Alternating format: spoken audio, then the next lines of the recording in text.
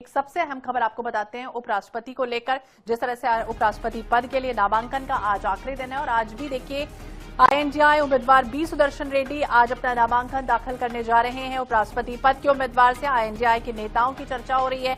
वहीं संविधान सदन के सेंट्रल हॉल से रेड्डी का मुकाबला एनडीए के उम्मीदवार सीपी राधाकृष्णन से होना है। तो कल एनडीए कैंडिडेट राधाकृष्णन ने अपना नॉमिनेशन भर दिया है। उपराष्ट्रपति पद के लिए नामांकन का आज आखिरी दिन है। आईएनडीआई उम्मीदवार बी सुदर्शन रेड्डी आज अपना नामांकन दाखिल करेंगे। उपराष्ट्रपति पद के उम्मीदवार से आईएनडीआई के नेताओं की चर्चा हुई है। संविधान सदन के सेंट्रल हॉल में बी सुदर्शन रेड्डी से चर्चा की गई है। रेड्डी का मुकाबला एनडीए के उम्मीदवार सीपी राधाकृष्णन से है। तो यह अहम खबर आपको बता दें, आज आखिरी दिन है और ऐसे में नामांकन दाखिल करेंगे।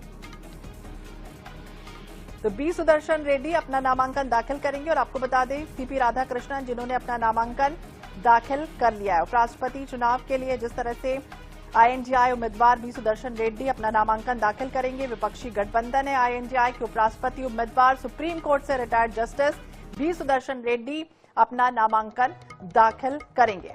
और रेड्डी ने नामांकन दाखिल करने से पहले संसद परिसर में प्रेरणा स्थल पर महात्मा गांधी को पुष्पांजलि भी अर्पित की थी।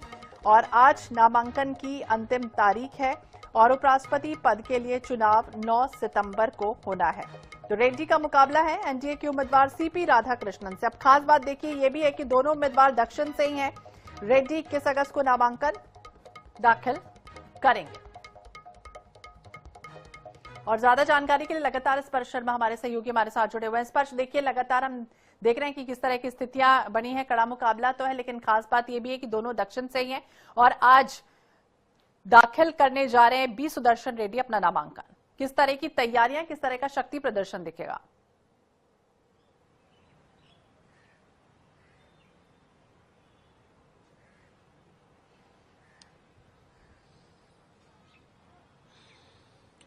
देखिए विपक्ष की तरफ से जो उपराष्ट्रपति पद के उम्मीदवार हैं बी सुदर्शन रेड्डी वो अपना नॉमिनेशन आज सुबह 11:30 बजे करने वाले हैं और इसमें जो है करीब 80 प्रस्तावक विपक्ष की तरफ से देखने को मिलेंगे और एक पूरी तरीके से अगर बात करें तो शक्ति प्रदर्शन भी होगा। तमाम विपक्षी पार्टियों के जो फ्लोर लीडर्स हैं वो उनको नामांकन कराएंगे। मल्लिकार्जुन खड़गे जो है इस वक्त संसद भवन पहुंच चुके हैं और खुद बालकृष्ण सुदर्शन रेड्डी की हम बात करें तो उन्होंने संसद भवन में जो गांधी प्रतिमा है उसके पास में जाकर जो नमन है वो भी किया है और इसको अब जो है साउथ वर्सेस साउथ की लड़ाई के रूप में सीधे तौर पर देखने की जो कोशिश है वो की जा रही है। जिस तरीके से भाजपा ने साउथ से अपना उम्मीदवार दिया, एनडीए के उम्मीदवार के तौर पर उसको देखा जा रहा है। सीपी राधाकृष्णन के संदर्भ में बात करें क्योंकि जो है भाजपा चाहती है कि किस तरीके से जो साउथ में खुद का विस्तार है वो जो है उनका होता हुआ जो है नजर है और इसी की काट के लिए जो विपक्षी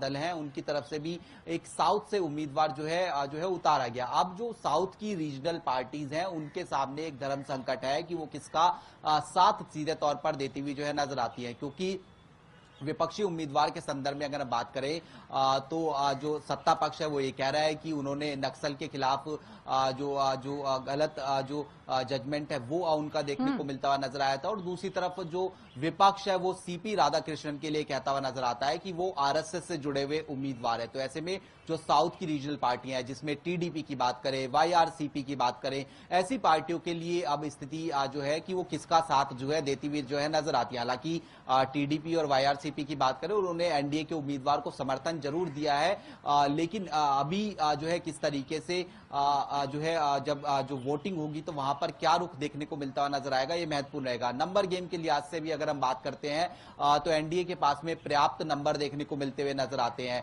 करीब 400 के ऊपर 422 के आसपास लोकसभा और राज्यसभा के सांसद मिला ले तो एनडीए के पास में नंबर देखने को मिलते हुए नजर आते हैं। 391 जो है बहुमत का आंकड़ा है। विपक्ष के पास निश्चित तौर पर 300 के आसपास यानी बाकी सांसद किस तरीके से विपक्ष जो है जुटाता हुआ नजर आएगा ये महत्वपूर्ण रहेगा। इससे पहले भी जब उपराष्ट्रपति चुनाव हुआ है तो हमने देखा है कि कई पॉलिटिकल पार्टीज जो है वो एब्सटेन रहने का काम जो है करती हैं। तो महत्वपूर्ण और दिलचस्प चुनाव होने वाला है।